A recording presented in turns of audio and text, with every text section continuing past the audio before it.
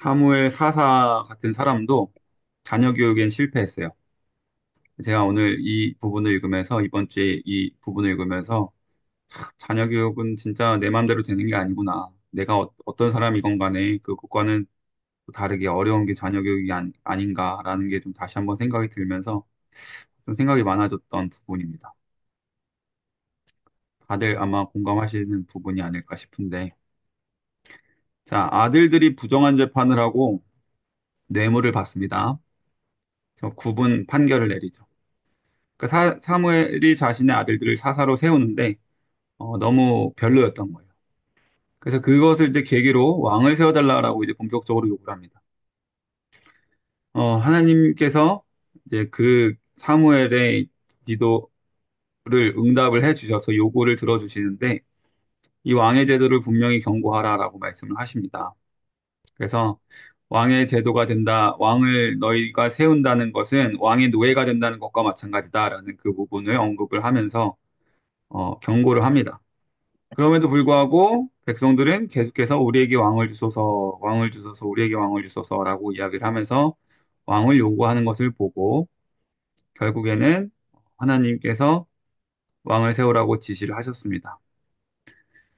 자, 여기서 우리는 하나님은 백성의 요구를 들어는 주시지만 그 결과에 대해서는 경고하게 하십니다. 이것이 결국 그 백성들의 징계의 결과로도 이렇게 하나님께서는 사용하신다라는 것이에요. 우리가 정말 요구로 해서 하나님이 들어주셨을 때 하나님이 그것을 허락을 하시는 그냥 허용이 되는 건지 정말 축복으로서 복으로서 우리에게 주시는 것인지는 정말 하나님 뜻을 우리가 정말 맡겨드리면서 기도를 해야지 하나님 뜻과는 맞지 않는 무리한 요구를 우리가 막 계속해서 했을 때 그 요구가 만약에 기도가 들어졌을 때 그 결과에 대해서는 하나님이 분명히 그 결과로서 말씀을 하신다라는 것입니다. 자, 이 아들들의 부패가 백성들의 왕리고 계기가 됐지만 사실은 아주 좋은 핑계가 생겼던 거예요. 네. 자, 이스라엘이 다른 나라와 같아지기를 원했다. 지금 다른 나라들은 다 왕정 체제를 가지고 있었거든요. 그래서 일사불란하게 움직이는 그런 어떤 국가 제도를 원했던 것입니다. 그래서 하나님께서 하시는 말씀이 이스라엘 백성들이 너를 버린 게 아니라 나를 버린 것이다라고 말씀해 주세요. 음. 자, 9장입니다. 사울이라는 사람을 이제 하나님께서 등장을 시켜주시는데요. 베냐민 지파의 유력한 사람 기스의 아들이었다라고 이야기를 합니다. 베냐민 지파는 우리가 지난 시간에 봤지만 다 죽고 600명만 간신히 살아남았던 작은 지파였죠. 그 중에서 또 이제 잘 살아남아서 그 중에서 또 이제 지파에서 유력한 사람, 힘이 있는 사람, 기스의 아들로 굉장히 키가 크고 외모가 뛰어났다라고 합니다. 이 암나기들을 찾으려고 사환을 보냈는데요. 사울하고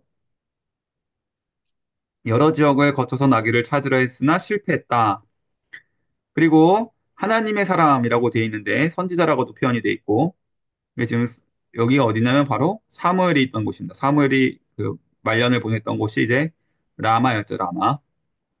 거기서 사환이 은 4분의 1 세계를 가지고 예물을 준비하면서 이제 선견자, 그 방금 하나님의 사람 위에 나왔던 사람이죠. 산당에서 제사를 드릴 준비를 하고 있다라는 정보를 얻고 그를 찾아서 갑니다. 자, 근데 하나님이 전날 사무엘에게 미리 말씀을 해주셨어요. 베냐민 지파에서 한 사람이 올 것이고 그를 왕으로 세우라라고 말씀을 하신 것이죠. 그리고 사울을 만나게 되고 어, 가장 작은 집안이다라고 이제 놀라워하는데 그러니까 이게 무슨 말씀이냐면 사무엘이 사울을 보고 그 당신이 왕이 될 사람이요라고 이야기를 하니까 사울이 깜짝 놀랐다라는 거예요. 자기는 베냐민 지파 출신이다라는 이 말이 자기는 그 사사 시대 때 그 끔찍한 사건을 일으켰던 베냐민 사람이다라는 것을 본인이 인식하고 있었다라는 뜻입니다. 그리고 유력한 집안이라는 이 말, 유력한 집안이었는데 이 말은 가장 작은 집안이라는 것은 자기네 집안 베냐민 지파를 말하는 것이에요. 그래서 제가 베냐민 지파인데 이스라엘 전체 왕이 된다고요?라고 지금 이야기를 하는 것입니다. 그러나 사무엘은 하나님의 뜻대로 행했습니다. 그래서 특별히 준비된 음식 이게 뭐냐면 이제 제사장들에게 바쳐줘야 했던 음식이었거든요. 그 음식을 자신이 아니라 오히려 이 왕이 될 사울에게 바치면서 존귀하게 대우를 합니다. 그리고 이제 그날 지붕 위로 올라가서 아침 일찍 사무엘과 사울이 이제 대화를 하는데 하나님의 말씀을 들려주면서 왕으로서 어떻게 해야 될지에 대해서 이제 조언을 해주는 그런 장면이 나타나게 됩니다. 자, 잃어버린 나귀를 찾는 이런 평범한 사건 속에서도 하나님의 섭리가 작용했다라는 것이 하나님께서 그 나귀를 왜 잃어버리게 하셨냐 이거예요. 그래서 하나님께서 사울을 그렇게 불러서 사무엘을 만나게 하셨다라는 것입니다. 자, 사울은 자신의 부족함을 인식했습니다. 그러나 하나님께서는 늘 성경 전체를 통틀어서 사람의 어떤 어, 겉으로 드러나는 사람의 됨됨이보다는 마음의 중심을 보신다라는 것이 성경의 이제 일괄적인 가르침이 되시죠. 자, 그리고 인간의 계획과 노력이 실패할 때에도 하나님께서는 길을 열어주신다라는 것입니다.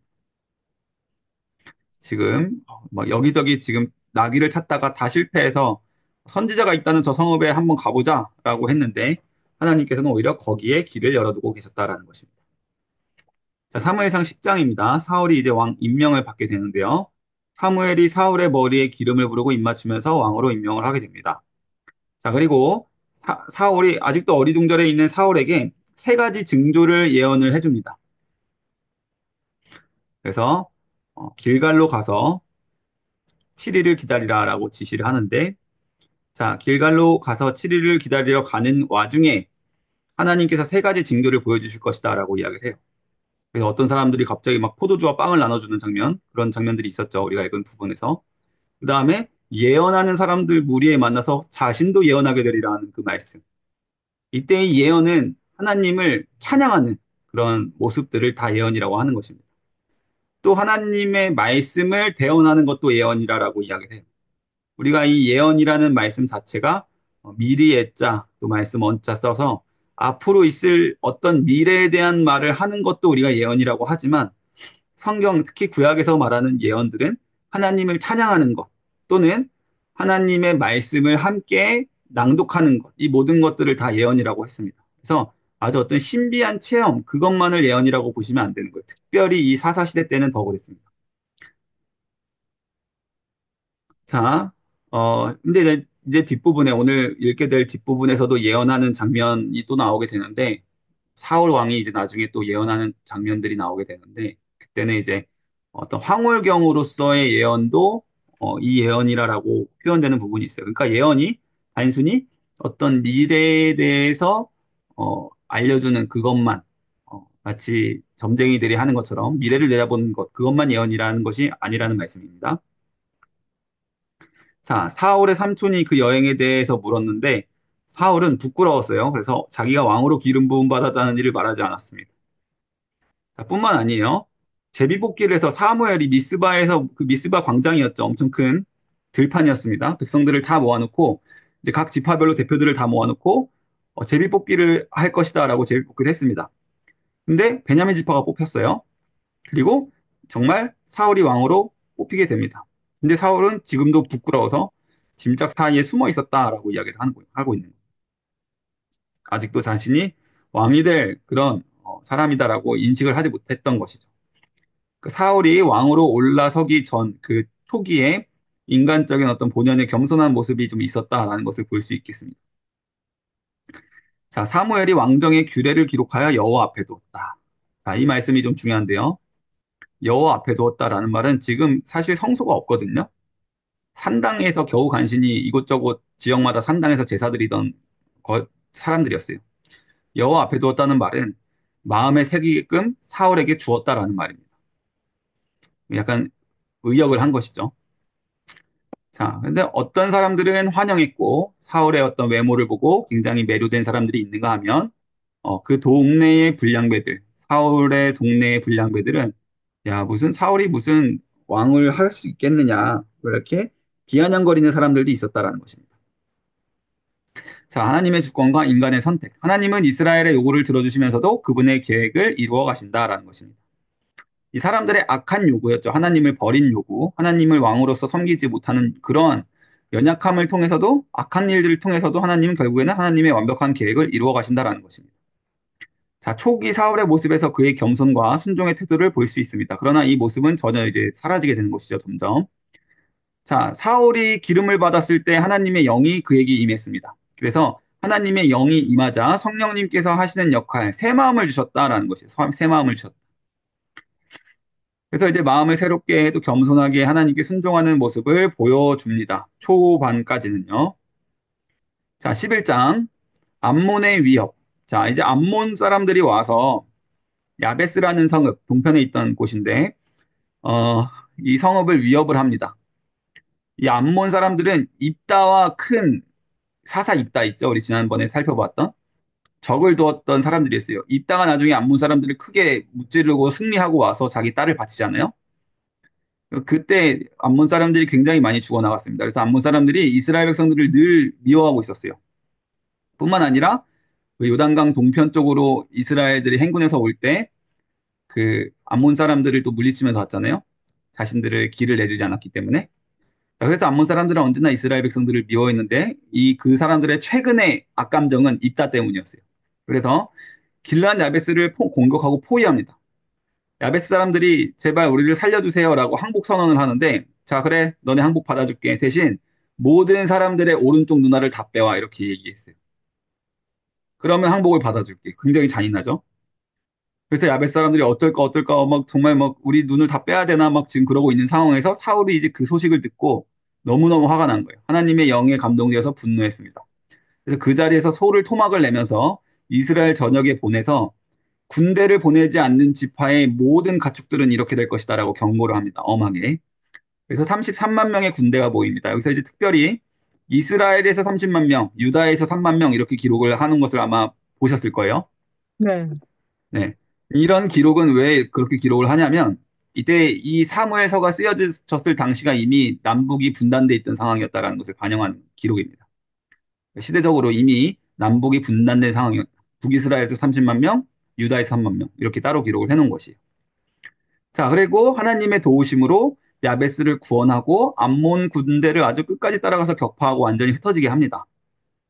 자, 그래서 백성들이 사울을 반대했던 자들을 처벌하려 한다라고 이야기를 하죠. 여기서 아주 대승을 거두면서 사울의 왕권이 이제 높아지면서 사울을 의심했던 사람들, 또 사울에 대해서 적대적이었던 사람들, 이 사람들을 다 처벌하자고 하는데 사울이 거부하고요.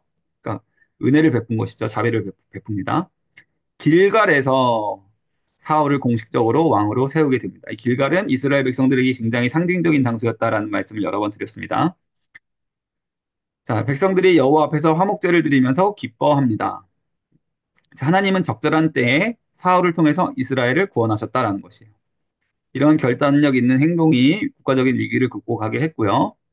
자, 이때만 해도 사울의 리더십이 굉장히 좋을 때였다라는 것이에요. 사울이 승리한 후에 적대자들을 용서하고 국가 통합을 이루게 되었다라는 것이에요.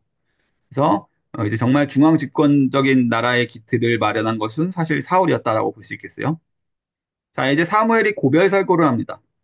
저는 이 12장이 참 마음에 와닿아가지고 제가 다음 주 또 수요 설교인데 아마 이 12장을 가지고 좀 설교를 하지 않을까라고 지금 고민을 하고 있어요. 사무엘이 자신의 통치 기간 동안의 청렴성을 백성들 앞에서 확인하고 백성들도 다 인정을 했다라는 거예요. 그래서 우리가 지도자로서는 모든 사람들이 인정할 만큼의 그러한 청렴함과 또 본이 되는 모습을 보여야 된다. 특히 뭐 저도 개인적으로 사역자지만 저도 한번 다시 돌아보는 시간이었습니다. 자, 어쨌든 하나님께서 그동안 이스라엘 백성들에게 베풀어 주셨던 그 모든 구원 역사들을 다시 이야기해 주면서 그럼에도 불구하고 반복되었던 불순종의 이야기를 해줍니다.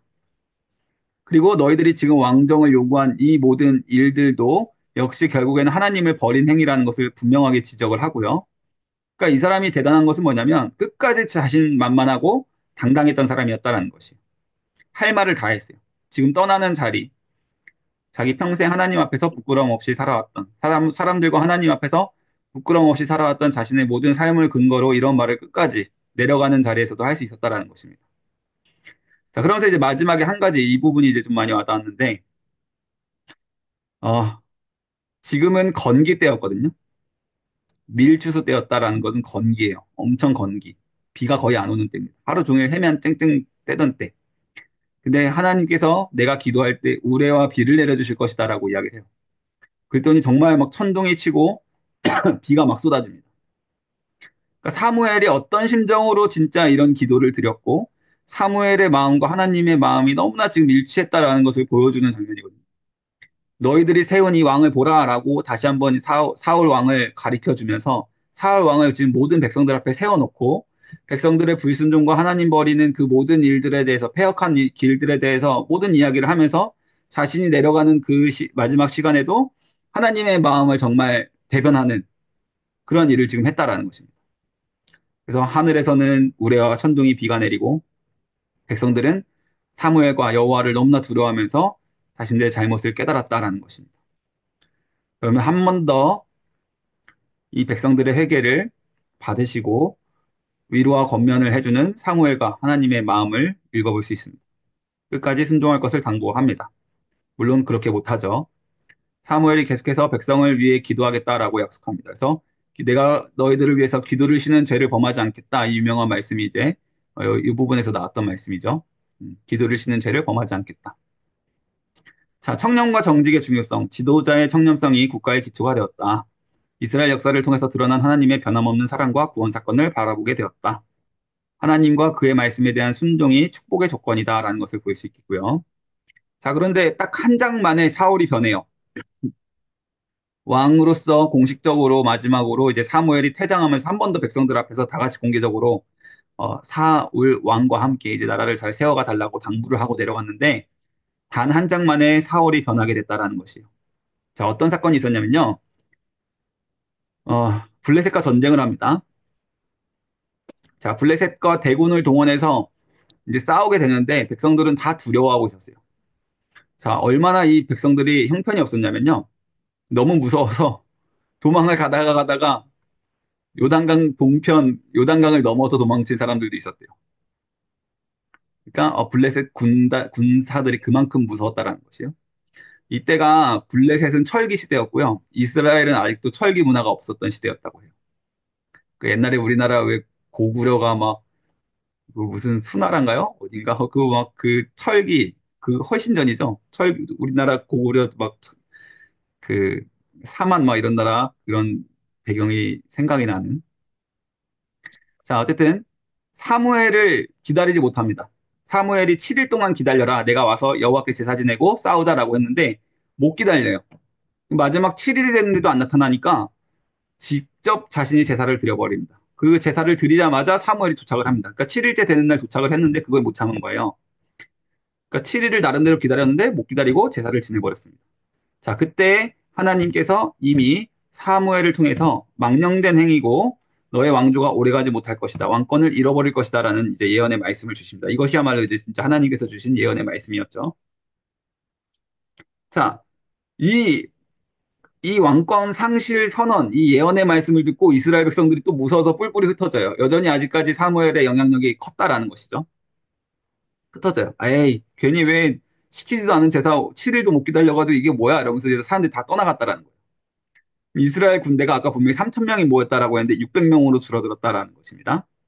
그래서 600명들이 뭐 했냐면 무서워서 싸우지는 못하고 밭에 가가지고 열매 따먹고 숨어 있고 계곡에 계속 그러고만 있었어요. 자, 그래서 블레셋이 이스라엘보다 군사력과 무기 기술에서 우위를 점하게 됩니다.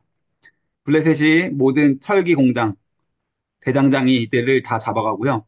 다 문을 닫게 합니다. 그래서 이스라엘 사람들이 농기구밖에 없었어요. 싸울 수 있는 무기조차 만들 것을 허락을 안 했습니다. 블레셋이.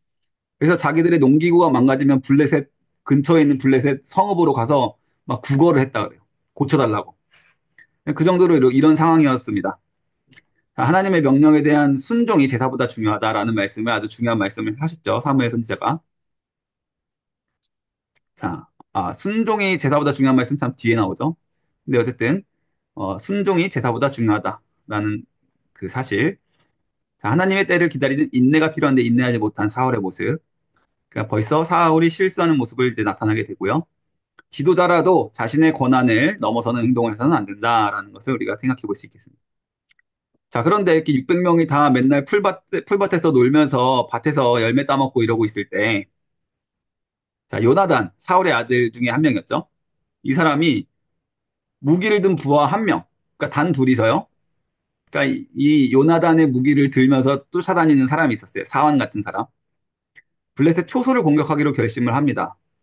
그래서 언덕 위에 있던 블레셋 군사 두 명이 자신들을 발견하고 너희들 뭐 하는 놈들이냐 썩 꺼지지 못할까라고 이야기를 하면 그때는 하나님의 뜻이 아닌 걸로 알고 도망가자. 근데 만약 그 사람들이 일로 올라와 봐라.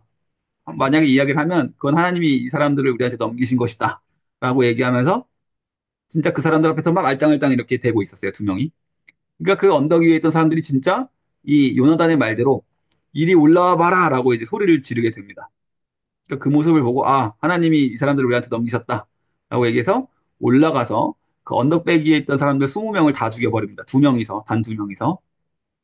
게다가 그 당시 하나님께서 블레셋 진영에 공포와 혼란을 주시고요. 땅이 진동했다라고 이야기를 합니다. 그러니까 하나님, 이 사람이 얼마나 무모한 작전이었냐면 이것이 후방으로 들어가거나 어디 뭐 사람들이 잘 안 모이는 이런 곳이 아니라 이스라엘 진영의 완전 최중앙 항복판이었어요. 거기를 지금 그냥 믿음으로 들어간 거예요. 그리고 하나님이 이 사람들 우리한테 주시면 우리 무조건 이긴다라는 그런 좀 어떻게 보면 무모하지만 확실한 믿음이 있었다라는 것이에요. 그래서 이런 사건이 일어났습니다. 그리고 나서 블레셋 진영이 이 요나단 때문에 막 혼란을 겪으면서 이게 도대체 무슨 일이야? 왜 사람들이 왜 죽었어? 막 어디 있어? 이스라엘 놈들 막 이러고 있는 상황을 보면서 멀리서 사울의 그 부하가 그것을 발견을 하게 됩니다. 그리고 사울이 이제 제사장에게 제사장으로 나오는 사람이 이제 아히야라는 사람인데요. 이 아히야는 이제 엘리의 증손자였습니다. 그 외 엘리의 아들 비느하스가 이제 아내가 있었는데 아들 낳으면서 뭐 이가봇 이러면서 죽었잖아요. 우리 지난 시간에. 그 사람의 형 되는 사람의 아들이죠. 그러니까 증손자. 이 사람이 이제 대제사장 역할을 했었어요. 자, 에봇을 가져오라고 명령했다. 여기 분명히 하나님의 괴를 가져오라고 명령했다라고 성경 말씀에 되어 있습니다. 근데 그 하나님의 괴가 아니라 하나님의 에봇이라고 해석하는 게 정확해요. 그래서 여기 보시면 이 14장 우리가 오늘 읽은 부분이죠. 그죠? 오늘 읽은 부분. 언약궤를 가져오라라는 말씀이 있습니다. 근데 하나님의 궤가 아니라 여기서 말하는 것은 에봇을 가져오라는 명령이었습니다. 하나님의 궤를 가지고 올 수 있는 그런 상황도 아니었고 하나님의 궤는 엄청 멀리 있었고 입고 있는 에봇을 내놔라라는 말씀이었어요. 아이야가 입고 있는 대제사장으로서 입고 있는 자, 그래서 이제 막 벗어주려고 하고 있는데 저쪽 진영에서 막 점점 더 혼란이 커지고 막 자기들끼리 막 서로 칼로 찔러 죽이고 있는 모습을 보면서 아니 아니 아니야 됐다 됐다 에봇 필요 없다 이런 모습을 보여요. 그러니까 이 사울이 얼마나 좀 기회주의적인 사람이었는지 하나님한테 기도하면서 뜻을 구하려고 하나님의 옷 좀 벗어봐라라고 이렇게 이야기할 때는 언제고 좀 상황을 보니까 이거 잘하면 우리가 이기겠는데라는 생각이 드니까 아니야 됐다 필요 없다 다시 입어라라고 하는 그 모습을 지금 보인 거예요. 그러니까 사울이 믿음이 온전치가 않았다라는 것을 또 한 번 보여주는 경우가 되겠죠. 그래서 공격해서 큰 승리를 거두게 됩니다. 자, 그리고 나서 도망가는 블레셋을 쫓아가야 된다라는 이제 강한 명령을 내리게 됩니다. 그래서 저녁까지 아무것도 먹지 마라, 너네. 다들 쫓아가서 굶으면서라도 쫓아가서 다 블레셋 진멸해라라는 명령을 내려요. 또 오히려 그 맹세 때문에 백성들이 지치고 약해집니다. 너무 배고픈데 계속해서 쫓아가야 되니까.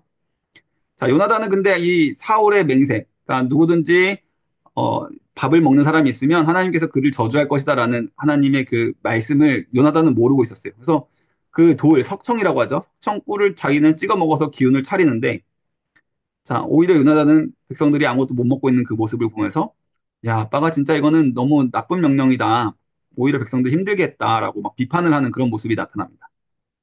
자, 점투 후에 이제 결국에는 쫓아낼 정도로 다 쫓아낸 백성들이 너무 배고파서 이제 전투가 끝났다라는 판단이 드니까 고기를 피째 먹는 죄를 범했다라는 모습이 드러나 있어요.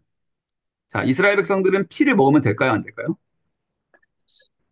네, 하나님 율법에 나와 있는 말씀이었어요. 레위기에 피째 먹지 말라. 피는 그것의 생명이니라는 말씀이 있어요. 근데 이 사람들이 너무 배가 고프니까 그런 거 뭐 따지고 뭐 구워 먹고 할 시간도 없이 그냥 피가 뚝뚝 떨어지는 고기를 막 씹어 먹었다라는 거예요. 너무 배가 고파서 며칠을 막 뛰어다녔으니까 싸웠고. 사울이 이건 안 된다라고 해서 자신이 이제 하나님한테 첫 제단을 쌓게 됩니다. 첫 제단을 자신이 스스로 쌓는데 쌓아서 이제 하나님께 그 이 죄를 범한 것에 대해서 용서의 제단을 쌓아서 제사를 드리고 또 이제 앞으로 이 밤에 다시 하나님께서 응답을 주시면 블레셋 나머지 또 추격해서 저희가 진멸하겠습니다라고 하는데 하나님이 응답이 없으셨어요. 이상하다. 사울이 뭐 누군가 우리 중에 밥을 먹은 사람이 있는 거 아니냐? 내가 분명히 맹세를 했는데 라고 해서 찾아보니까 이제 요나단이 나타난 거예요. 자기 아들이 그러고 보니까 백성들의 이야기를 들어보니까 저 석청 꿀을 찍어 먹었다라는 사실이 드러나게 됩니다. 사울은 자기가 했던 맹세, 사람들 앞에서 했던 맹세를 기억하면서 요나단을 자기 아들이지만 진짜 죽이려고 해요. 그런데 백성들이 요나단을 구원하죠. 큰일 난다고, 안 된다고. 요나단이 이 모든 싸움을 시작을 했을 뿐 아니라 믿음으로 이렇게 우리에게 대승을 준 사람인데 왜 죽이려 하냐고 보호를 합니다. 자, 그래서 사울이 좀 민망한 상황이 됐습니다. 체면도 구기고 자기의 말도 이제 지키지 못하는 그런 상황이 되면서 돌아가게 되는데요. 자, 요나단은 자신의 믿음을 통해서 하나님의 능력을 위해서 큰 승리를 이끌어냈고요. 하나님께서는 소수라도, 하나님은 늘 숫자에 연연하시는 분이 아니시다. 믿음 있는 자를 통해서 일을 하신다. 단 한 사람으로서 역사를 바꿔나가시는 하나님이시죠. 경솔한 맹세는 백성들을 고통스럽게 하고 전쟁에서 더 큰 승리를 놓치게 만들었다. 그러나 그러므로 지도자의 판단력이 백성과 나라에는 큰 영향을 미친다라는 것입니다. 백성들은 지도자의 이러한 잘못된 결정을 바로잡고 요나단을 구함으로써 공동체를 보호할 수 있다는 말씀을 우리가 한번 생각해 볼 수 있었겠고요. 자, 사울이 또 불순종하는 명령이 나옵니다. 자, 아말렉 족속. 아말렉 족속은 에서의 손자였죠. 에서. 그러니까 원래는 야곱의 형이죠. 에서의 손자의 이름이 아말렉인데 그 사람들의 후손들을 아말렉 족속이라고 하죠, 우리가. 이 아말렉 족속이 옛날에 출애굽했을 때 아주 이스라엘 백성들에게 악한 일을 합니다. 여인과 또 어린 사람들을 많이 죽였어요. 그 후방에서 쫓아오는 사람들. 자, 그래서 하나님이 그 이야기를 하시면서 사무엘을 통해서 아말렉의 모든 사람들을 다 죽여라라고 명령을 하셨어요. 자, 그래서 사울이 아말렉을 공격을 합니다. 그래서 아말렉을 정말 거의 씨를 다 말려버려요. 근데 아각 왕과 좋은 가축들과 그의 가족들을 살려두게 됩니다. 근데 이것이 결국에는 하나님에게 후회하실 때, 내가 사울을 왕으로 세운 것을 후회한다라는 표현을 하실 정도로까지 하나님을 근심하게 했다라는 것입니다. 자, 하나님에게 있어서 진짜 후회라는 것은 없어요. 하나님은 모든 미래의 일을 다 이미 결정을 해 두셨고, 그 완벽한 하나님의 플랜대로 진행을 해 나가시는 것이기 때문에 하나님에게는 우연도 없고 실수도 없고 후회도 없습니다. 변경하는 것이 없어요. 그런데 불구하고 사울을 왕으로 세운 것을 후회했다라는 이 표현 제가 오늘 말씀에서 올렸는데요. 그것은 그 정도로 사울의 죄가 심각했다라는 것을 우리 사람들이 이해할 수 있게 쓰신 표현인 것입니다. 이제 후회했다라는 표현이 몇 개 더 등장합니다. 오늘 본문에서도 여러 번 나타났었죠. 자, 사무엘이 근심해서 밤새 하나님께 부르짖었습니다. 그러나 하나님은 확실히 사울 왕을 이제 심판을 하신 것을 이제 말씀을 합니다. 자, 사울이 자신의 행동을 정당화하려고 변명을 합니다. 이 좋은 것들로 하나님한테 제사 지내려고 했습니다. 라고 이야기를 해요. 내가 남겨놓은 것이 아니라 백성들이 나한테 끌고 왔습니다. 라고 변명을 해요. 그래서 제사 지내려고 한 거예요. 라고 변명을 해요. 그러니까 이제 사무엘이 이제 그 유명한 말씀, 순종하는 것이 제사보다 낫다. 듣는 것이 그 제사의 기름보다 낫다. 제사의 어떤 형식 이런 거 하나님께 우리가 어떤 정성 드리는 것보다 더 중요한 것은 하나님 말씀에 순종하는 것이다라는 아주 중요한 말씀을 하시죠. 사울이 자신의 죄를 인정하지만 이미 늦었다. 자, 이 말씀은요. 하나님이 이 사울의 회개를 진정한 회개로 안 보셨다라는 거예요. 어쨌든 사울은 그 순간 회개를 하면서 막 사무엘을 막 쫓아가죠. 그래서 제발 좀 나를 위해서 기도해 주시고 내가 백성들과 이 장로들 앞에서 다시 한번 내 체면 좀 세워 주십시오라고 막 애걸복걸하면서 사무엘의 옷자락을 찢어버립니다. 떠나려는 사무엘을 붙잡다가. 자, 옷자락이 찢어졌다라는 이 부분 오늘 또 중요한 키워드 중에 하나입니다. 자, 그럼에도 불구하고 사무엘은 확실히 사울의 왕권 상실을 선언을 하고요. 그런데도 불구하고 여전히 아직 사울이 이 백성들의 왕이었어요. 그래서 돌아가서 함께 제사를 지내줍니다. 아직은 그 다음 왕이 세워지지 않은 상황이었고 백성들을 위해서 돌아가서 같이 제사를 지내줬다라는 거예요. 그래서 인간적인 좀 사무엘의 모습을 볼 수 있겠죠. 어떻게 보면 연민일 수도 있어요. 사울 왕에 대해서. 자신이 세운 왕이지만 하나님께 이렇게 연약한 모습으로 실패했지만 그래도 이 사람이 이 나라의 지금 대표이기도 하고 불쌍한 거예요. 어떻게 보면 하나님께 버림받은 이 상황 자체가. 자, 그래서 이 제사를 지낸 후에 아각 왕을 불러다가 사무엘이 직접 죽입니다. 자, 그런데 어쨌든 이 사울 왕이 이때 아말렉 족속을 완전히 다 죽이지 못하고 살려둔 사람들이 있었던 것이 나중에 이제 후환이 돼가지고 이제 에스더서에서 이제 모든 유대인들을 죽일 뻔했던 그 사람이 이제 등장하게 되는 것이죠. 아말렉 사람이라고 나옵니다. 자, 그래서 하나님께 이렇게 불순종한 것은 나중에 결과로서 돌아오게 된다라는 것을 우리가 생각해 볼 수 있습니다. 자, 하나님은 완전한 순종을 원하시는 분이십니다. 이는 제사보다 더 가치 있는 것입니다. 자, 지도자의 불순종은 개인뿐만 아니라 공동체 전체에 영향을 미친다. 하나님은 불순종하는 지도자를 버리시고 새로운 지도자를 세우실 수 있다라는 것이죠.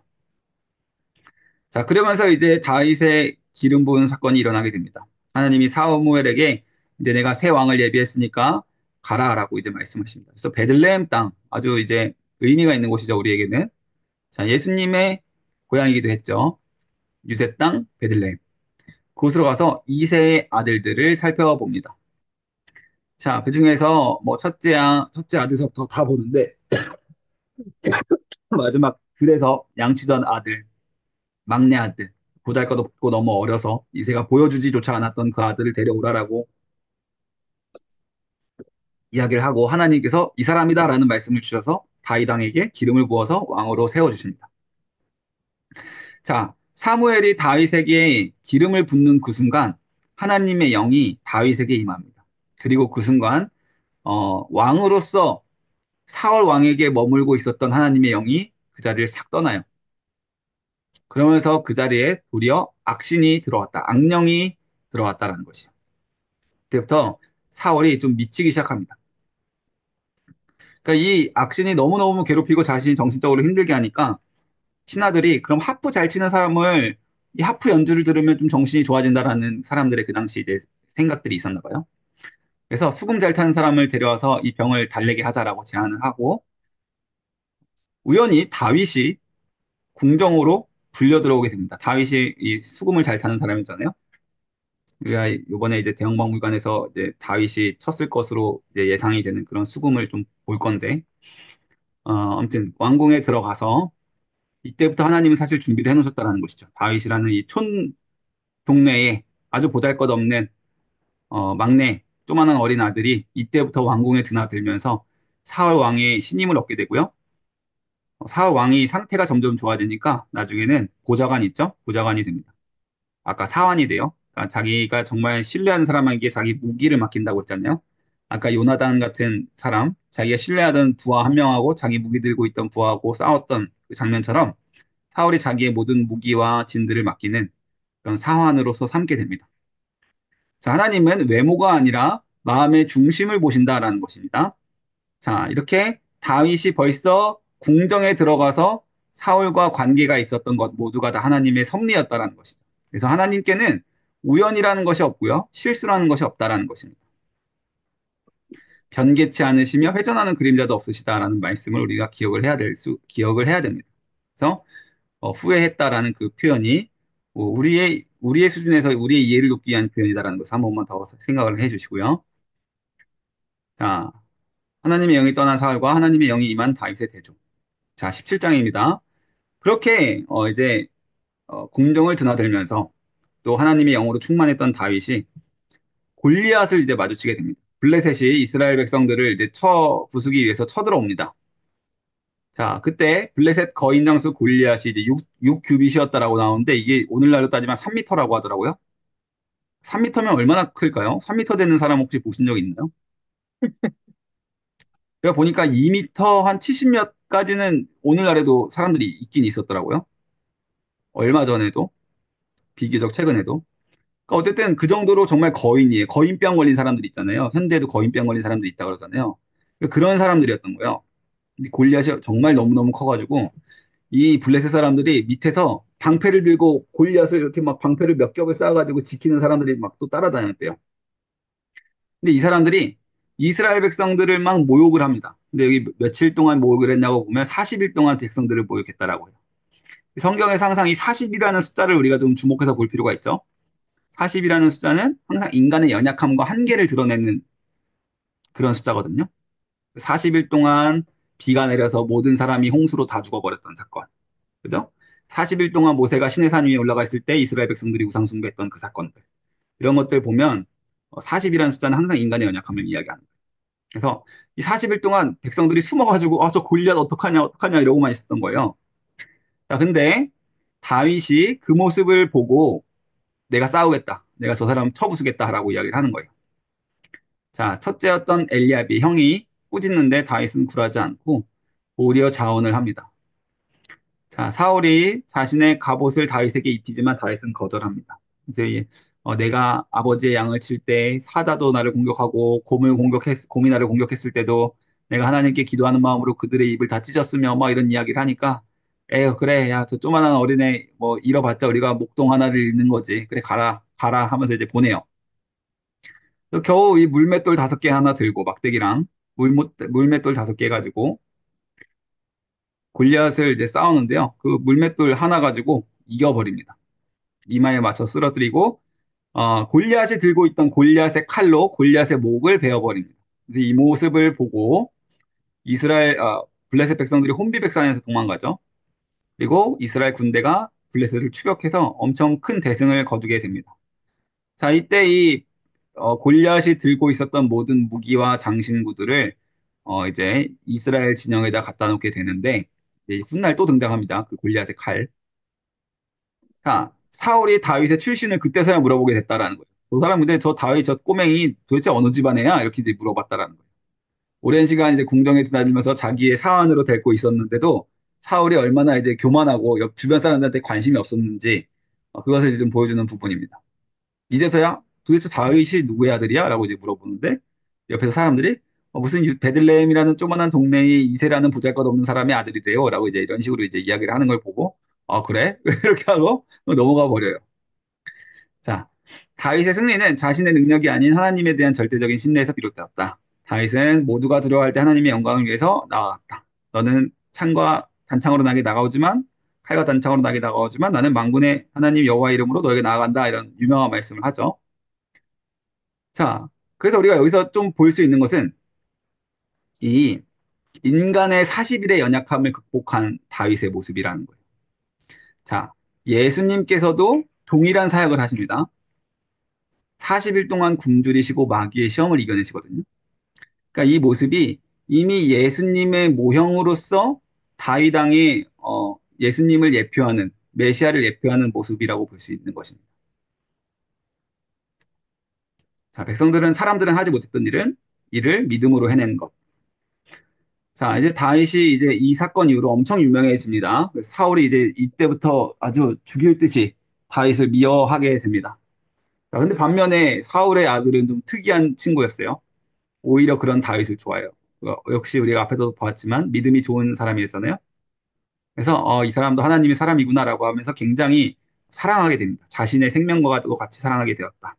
자기 겉옷과 무기를 다윗에게 내어주었다. 그리고 다윗은 사울이 정말 이상한 요구들을 막 여러 번 하는데도 불구하고 다 순종합니다. 다 이겨내고 다 지켜내고 오히려 더 다윗의 명성이 높아지게 됩니다. 그래서 사울이 질투를 하게 됩니다. 자, 사울이 너무 악신에 강하게 사로잡혀 있어서 앞에서 하프치고 있던 다윗을 창으로 찔러 죽이려고 창을 2개나 던져요. 근데 다윗이 2번 다 피합니다. 자, 그때 이제 사울이 깨닫죠. 사울은 굉장히 싸움을 잘하고 능한 사람이었거든요. 용사였잖아요. 장수였고 키도 크고 힘도 센 사람이었고 그 거리에서 창을 던졌을 때 못 죽일 리가 없는데 다윗이 2번이나 피하는 것을 보면서 아, 하나님이 다윗과 함께 하시는구나 라는 사실을 알고 두려워하게 됩니다. 어쨌든 이 2번 던졌다는 거 잠깐 기억을 좀 해두시고요.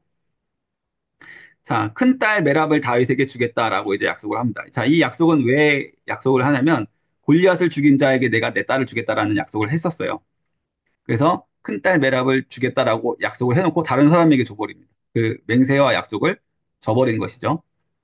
자, 근데 둘째 딸 미갈이 다윗을 좋아한대요라는 소문을 듣고 그래? 둘째가? 이러면서 이제 미갈을 결혼시켜 주겠다. 하지만 속내는 미갈을 통해서 블레셋과 내통해서 다윗을 죽여버려야지 이런 마음이 있었어요.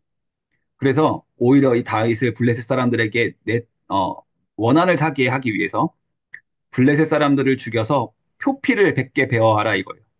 그 남자 그 할례 받을 때 그 피 베어내는 것처럼 100개를 베어와라라는 거예요. 다윗이 진짜 다 배웁니다. 오히려 더 배우죠. 그래서 이것을 다 부당한 요구임에도 불구하고 다윗이 그것을 다 이루고 다 이기고 결국에는 미갈과 결혼하게 됩니다. 자, 다윗의 이러한 성공은 하나님이 그와 함께 하셨다라는 것이죠. 어떻게 보면 한 요셉의 모습과도 같은 거예요. 참 열악한 환경 가운데서도 하나님이 그와 함께 하시니까 모든 일이 형통했다. 자, 사울의 질투가 오히려 그를 더 미치고 폭력적으로 만들어 버렸습니다. 그럼에도 불구하고 요나단은 믿음 안에 우정으로 그를 계속해서 보호하는 역할을 하게 됩니다. 앞으로 이제 계속 나올 텐데요. 자, 사울이 이제 그때부터 다윗을 어떻게 죽일까 계속 궁리를 합니다. 신하들에게 다윗을 죽이라고 명령을 하고요. 요나단이 아버지를 막 설득을 했어요. 그래서 다윗을 죽이지 않겠다. 내가 잠깐 정신이 나갔었다. 이런 고백을 하면서 이제 맹세를 받아냅니다.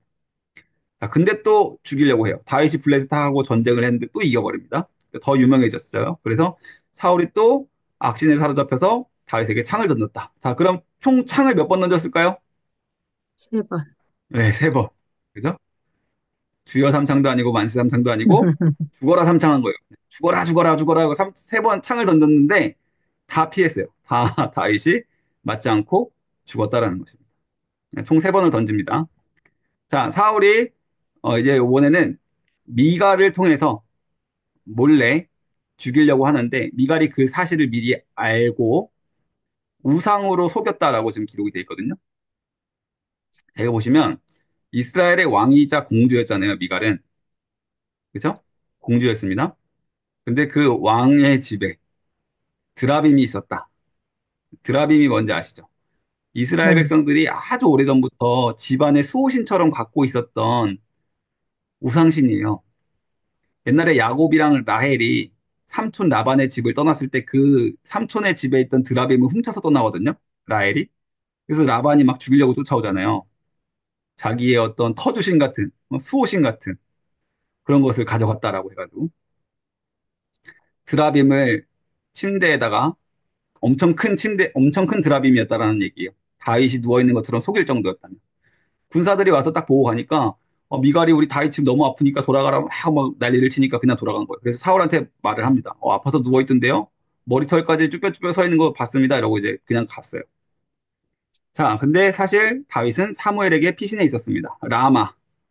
사무엘이 있었던 동네 라마로 피신해서 있었습니다. 사울이 그 소식을 듣고 세 차례 사자들을 보냅니다. 다 라마로 보내게 되는데요. 자, 이 사자들이 모두 다 세 번이나 다 예언을 합니다. 이때 막 황홀경에 빠져서 막 찬양도 하고 막, 정말 막 입신 상태, 요즘에 막 그런 성령 충만한 어떤 사람들 가운데 막 나타난다는 어떤 그런 체험 같은 거 있잖아요.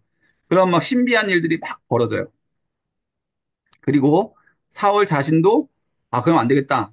다 보낸 사자들이 안 돌아오니까 내가 가야겠다고 라마에 갔는데 본인도 막 취해가지고 성령 충만한 상태에서 막 예언도 하고 막 그런 모습을 보입니다.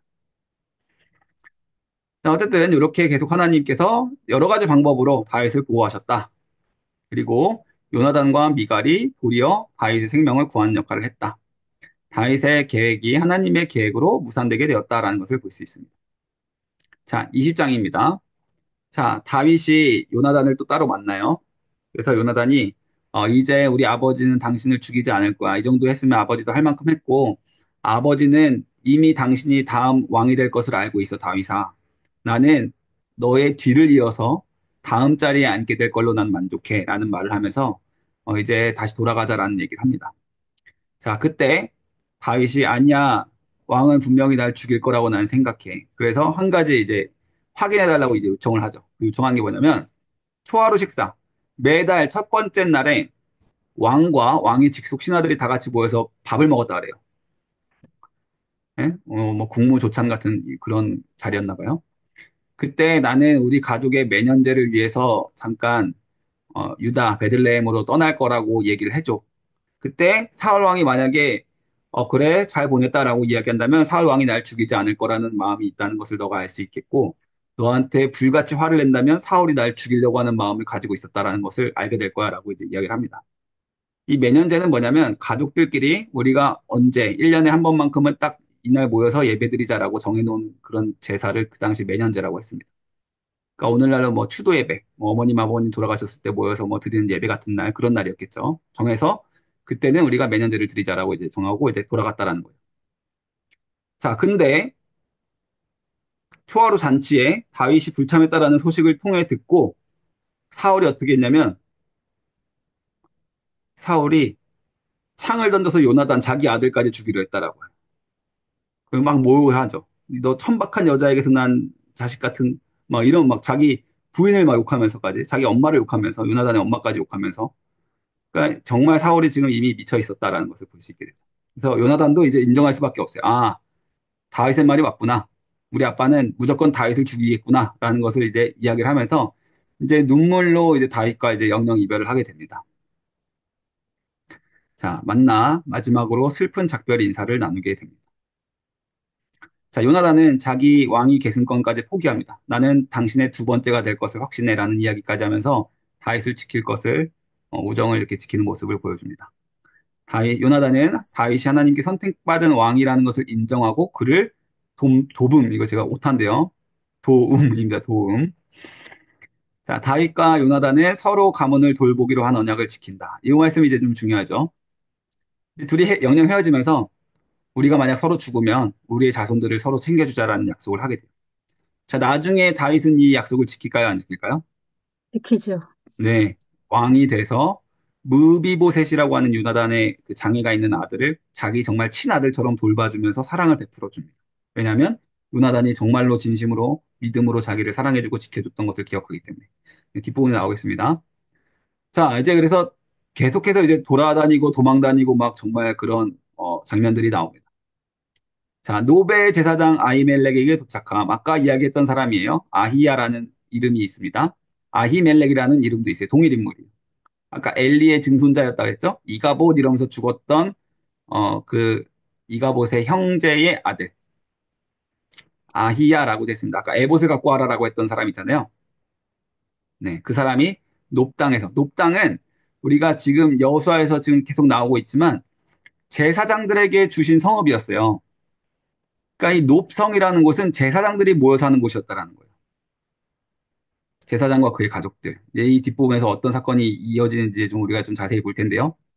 아히멜렉이 두려워해서 맞이에요. 다윗이 혼자 자기를 찾아왔어요. 그러면 이건 뭔가 나를 죽이라는 명령을 받고 온 건가? 막 두려워하면서 다윗을 굉장히 무서워하는데 다윗이 그런 말을 자기가 지금 도망 다니고 있다라는 말을 쏙쏙 숨기고 왜냐하면 지금 자기 생명이 위험하니까 음식과 무기를 달라고 요청을 합니다.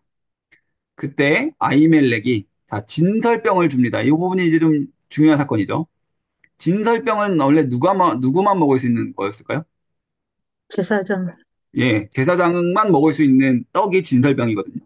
하나님께 올려드리는 일주일에 한 번, 매주 주일에 갈아치우는 12개의 떡. 제사장들만 먹을 수 있었습니다.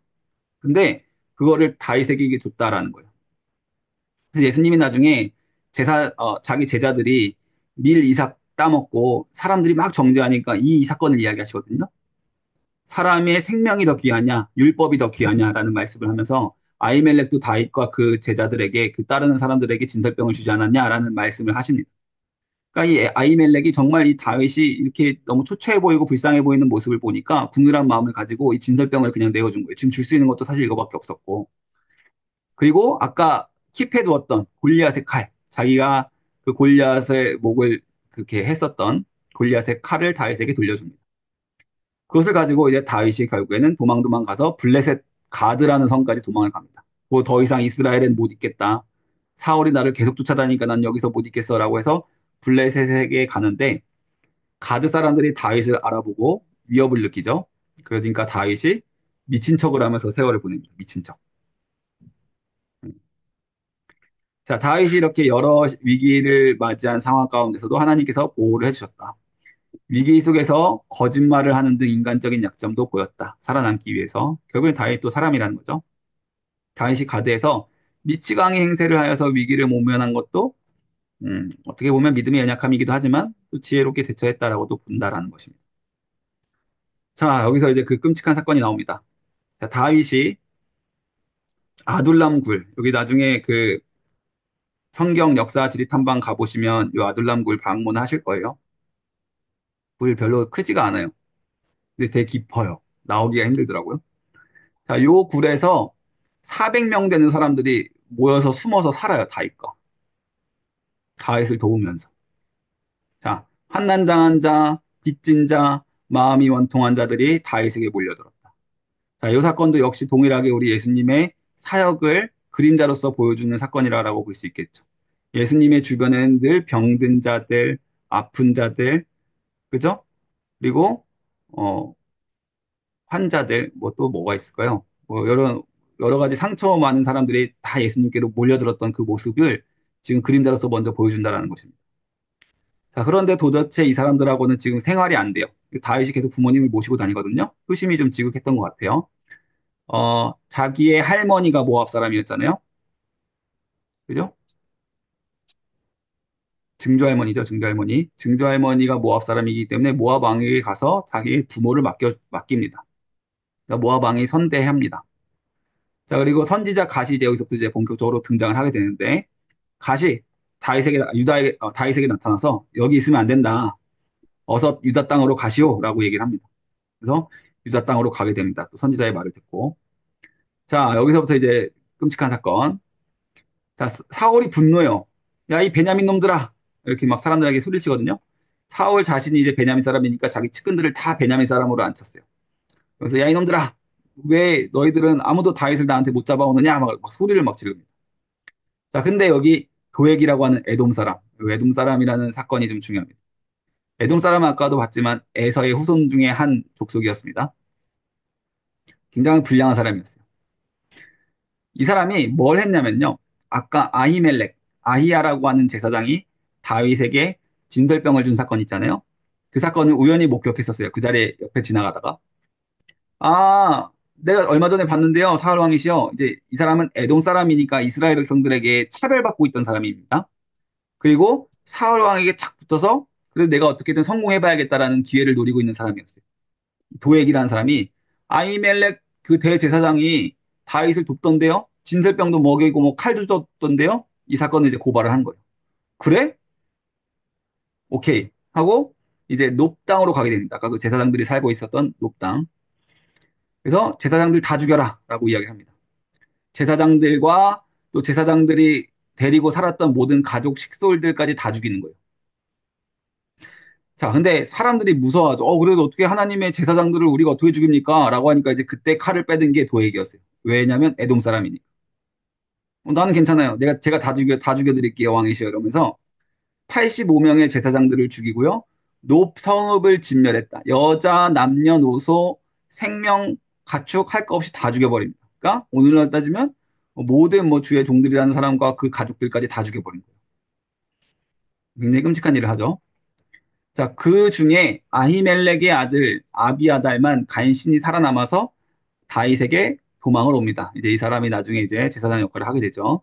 유일하게 남은 엘리 계열의 이제 제사장이죠.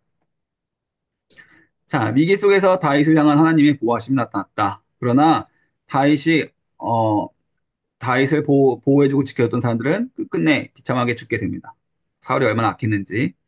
그리고 다윗의 이런 마음을 오히려 많은 사람들이 쫓고 따르게 되었다. 사울의 잔혹한 행위가 권력을 남용한 결과를 보여줬다라는 것입니다. 자, 이제 5개 장 남았습니다. 마지막까지 좀만 힘내주세요. 네. 자, 다윗의 도피와 하나님의 보호.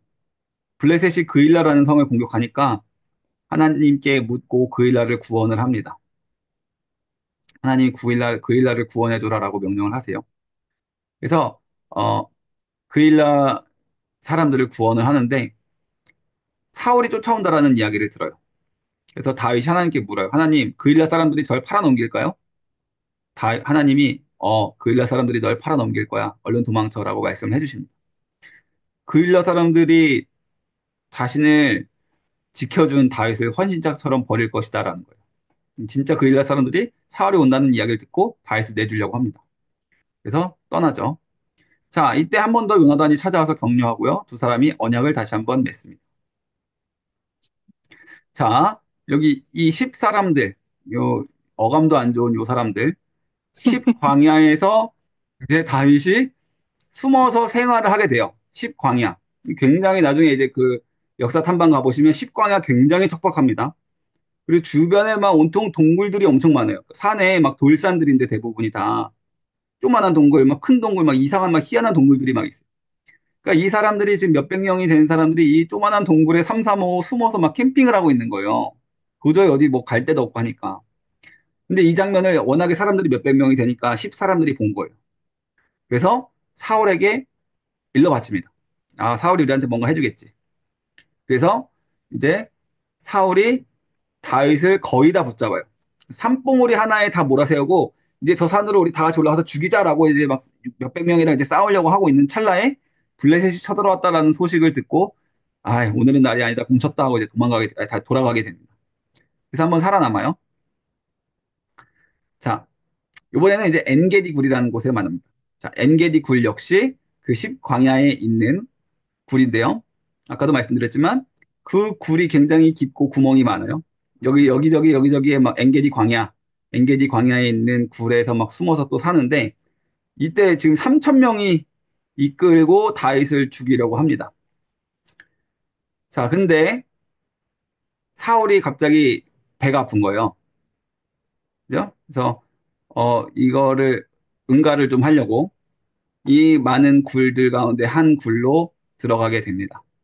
그래서 응가를 하는데 큰일을 보고 있는데 그 굴 깊은 곳에 다윗과 다윗의 부하들이 있었어요. 그래서 사울을 지금 죽이면 우리가 이제 안도막 나야 된다. 우리 고생 끝났다. 죽이자라고 하는데 다윗이 거절하고 그래도 하나님께서 기름 부어서 세우신 왕이기 때문에 그러면 안 된다라고 해서 겉옷자락만 자릅니다. 그래서 우리 아까 하나 키워드 중에 하나가 옷자락이었다 그랬죠.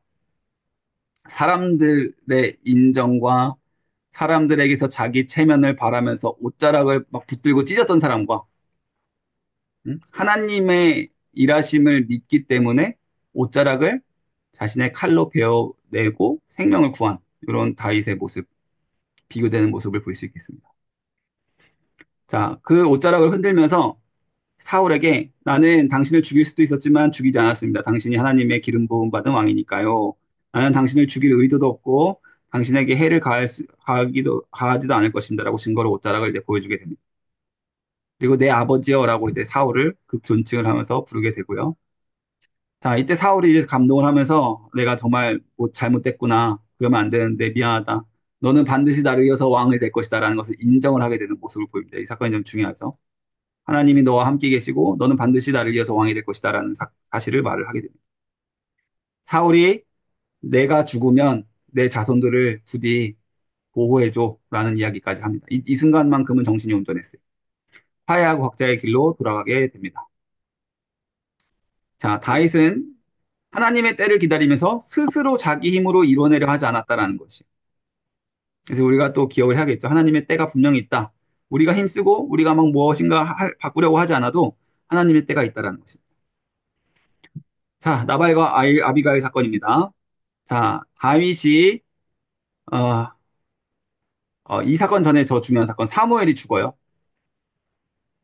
아까 이제 엔게디 광야와 십광야를 전전을 하던 다윗이 사무엘이 죽었다라는 소식을 듣고 바란 광야로 내려가게 됩니다. 바란 광야는 더 남쪽에 있는 더 험준한 광야거든요. 이제 영적으로 이 이스라엘 백성들을 지도하고 있던 죽는 순간까지 권위가 있었던 사무엘이 죽으니까 더 위협을 느낀 거예요. 아, 이제는 진짜 사울이 아무의 눈치도 보지 않고 나를 정말 죽이겠구나라는 그 두려움에 바란광야까지 더 내려가게 됩니다. 자, 거기서 이제 나발이라는 사람을 도와줘요. 유다 사람이었는데 나발이라는 사람을 도와주고 그 사람들의 이제 그 종들이 양치는 것들 다른 사람들이 뭐 뺏어가거나 이렇게 하지 않게 질서 정리도 해주고 좀 도와줬습니다. 그래서 축제를 했을 때 양털 깎는 축제를 이제 벌이고 있을 때 우리 배고와 고픈이 좀 식사 좀 할 수 있게 뭐 좀 주십시오라고 요구했는데 나발이 너네 누구냐 나 싫은데라고 이제 거절을 하죠. 다윗이 분노해요. 우리가 몇 년을 이렇게 광야에서 돌아다니면서 당신들의 종들을 지켜주고 보호해주고 도와줬는데 어떻게 이럴 수 있냐? 그래서 나발의 집을 아예 다 죽여버리려고 정말 다윗이 화가 나서 찾아갑니다. 그때 이 나발의 아내였던 아비가일, 나중에 이제 다윗의 아내가 됩니다. 자, 총명하고 아름다운 여인이 다윗에게 선물을 가지고 와서 화해를 청하고요. 내 남편은 나발이라는 이름 뜻이 어리석은이라는 뜻이거든요. 이름 그대로 어리석은 사람이고 둔한 사람입니다. 제발 용서해 주세요. 이 음식들을 드시고 화를 풀어 주세요라고 하면서 다윗을 돌려보내요. 그리고 그날 밤에 축제를 한참 술을 진탕 마신 나발이 술 취해가지고 그날 밤에 그냥 골아 떨어졌는데 그 다음날 아침 아비가일한테 이 소식을 듣습니다. 다윗이 어제 우리 집안을 다 죽이려고 찾아왔었다. 나발이 그 얘기를 듣자마자 갑자기 충격을 받아서 뒤로 쓰러지는데 몸이 돌처럼 굳어버렸어요. 그 순간 갑자기 막 풍이 온 것처럼. 그러다가 열흘 동안 끙끙 앓다가 죽어버려요. 그냥. 그때 다윗이 이 혼자 남은 아비가일을 아내로 청하게 맞아들이게 됩니다. 여인이 혼자 남았으니까 여인을 어쨌든 지혜로운 여인이라고 보고 다윗이 자신의 아내로 맞아들인 것이. 자, 아히노암도 아내로 맞이했다라는 기록이 있는데 이건 사실 이미 이전에 결혼한 상태였다라는 것을 우리가 볼 수 있겠고요. 사울은 그 사이에 다윗의 아내, 아까 맨 처음에 자기 둘째 딸 미갈을 줬었잖아요. 다른 사람에게 줘버렸습니다. 도망가 있는 동안에. 자, 어쨌든 이렇게 아비가일의 지혜로운 행동이 화를 먹었고, 어, 넘어가겠습니다. 26장. 자, 이 10사람들 너무해요. 그죠? 10사람들. 어감도 안 좋은 요 나쁜 사람들 또 밀고를 합니다. 또 사울에게 다윗이 여기 있어요. 또 얼른 죽여주세요. 라고 또 일러바쳐요. 나쁘죠? 10사람들. 자, 사울이 이제 추격을 하게 됩니다. 사울이 또 3천 명의 군사를 이끌고 다윗을 추격하고요. 자, 근데 다윗과 아비새, 이제 자기 부하 한 명과 함께 밤에 사울 진영에 들어가서 아비새가 또 사울과 아브넬 장군을 죽이려고 하지만 다윗이 만류를 합니다.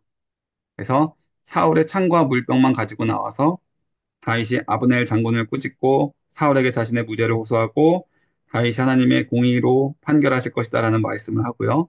사울이 다시 한번 자기 잘못을 인정하고 다윗을 축복하고 돌아가는 장면이 26장에 나타납니다. 자, 다윗은 원수를 해칠 기회가 있었음에도 자제력을 발휘했다. 자, 자신의 무죄함을 하나님에게 맡겼다라는 부분을 생각해 볼 수 있겠고요. 자, 27장은 이제 결국에는 그럼에도 불구하고 사울은 끊임없이 계속해서 죽이려 했다라는 거예요. 참, 이 질투심에 눈이 멀었고 이제 정신력으로 분별력이 없어지니까 이제 다윗을 계속해서 죽이려고만 하는 거예요. 이제 악신이 들어서 결국에는 그래 안 되겠다. 다시 블레셋으로 망명하자라고 이제 하게 되는 겁니다. 자기의 모든 식솔들, 부하들 다 데리고 블레셋으로 망명을 합니다. 그래서 남은 600명 부하와 가족들을 데리고 가드 왕 아기스에게 돌아갑니다. 그래서 자신의 이러이러한 사정이 있고 나는 이제 당신 밑에서 충성하면서 살겠습니다. 근데 이 아기스라는 왕이 이 다윗의 그 모습을 보고 오히려 흔쾌히 받아줘요. 그래? 그러면 너가 가서 유다 지역을 쳐서 정복 좀 해와라고 명령을 합니다. 자, 이때 다윗이 시글락이라고 하는 성읍을 요청해서 거기서 지내고 있었는데요. 유다를 공격하라라는 명령을 듣고 자기 족속이잖아요. 자기 백성들이고 도무지 아무리 자기가 살아남고 싶어서도 그런 일은 할 수가 없어가지고 아말렉이라든지 다른 족속들을 쳐서 전리품을 얻어와서 왕에게 바칩니다. 그러니까 왕은 또 그걸 믿어요. 그러니까 이 안에도 사실 하나님의 섭리가 있었죠. 보호하심이 있었고. 자, 다윗이 하나님께 묻지 않고 자신의 판단대로 행동했다라는 것이죠. 자, 이 부분이 무슨 부분이냐면 블레셋으로 갔다라는 부분 때문에 그런 거예요. 하나님께 기도하고 하지 않고 블레셋으로 떠나버립니다. 자, 어려운 상황에서도 하나님을 신뢰하는 것의 중요성. 그러니까 결국 하나님께서 다윗을 시험하시는데 유다 족속을 치라라는 이런 명령을 주셨다라는 것이죠. 그러나 위기를 모면하려다가 이런 딜레마에 빠졌으나 결국 다윗이 다시 한번 옳은 결정을 내려서 음, 하나님의 백성들을 치진 않았다라는 그런 장면으로 이어지게 되겠습니다. 자, 역사서 많이 힘듭니다. 스토리가 너무 많아요. 자, 어쨌든 이번 주에 읽어볼 27장까지 이렇게 마치겠습니다. 혹시 질문이 있으실까요? 어, 아유, 수고하셨습니다.